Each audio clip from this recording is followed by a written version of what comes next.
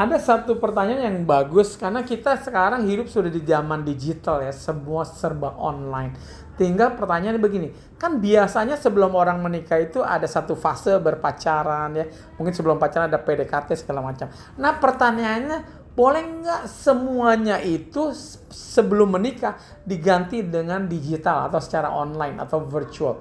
Cuma menikahnya tentu tidak virtual ya, karena kita akan sama-sama bertemu, hidup di satu rumah, tidur di satu kamar, seperti itu ya. Nah pertanyaannya, bagus nggak sih?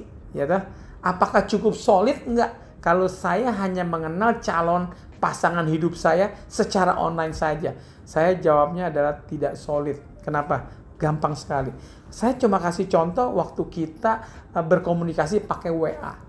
Kadang-kadang saudara pernah nggak mengalami kita mau WA sebetulnya satu message yang maksudnya baik-baik, tapi dia salah mengerti. Kenapa? Karena kelemahannya message yang dikirim lewat WA tadi itu tidak ada nadanya, tidak ada nada suara, jadi tidak bisa mewakili perasaan yang sesungguhnya.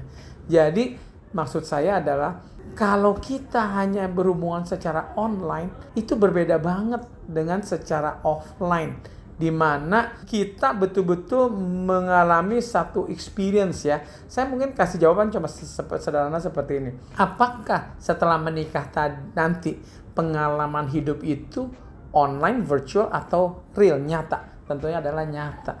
Jadi bahayanya saudara, pada waktu pengalaman secara online atau virtual sebelum menikah, lalu setelah menikah berubah menjadi nyata, itu kan dua hal yang berbeda banget.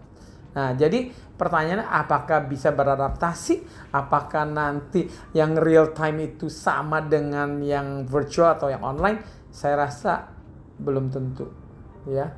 Jadi sebaiknya kalau berkenalan is okay. Kita berkenalan, namanya sekarang dengan dunia digital sangat mempermudah kita untuk mengenal, melihat untuk awalnya saja. Tetapi Anda harus menyempatkan mempunyai pengalaman secara offline.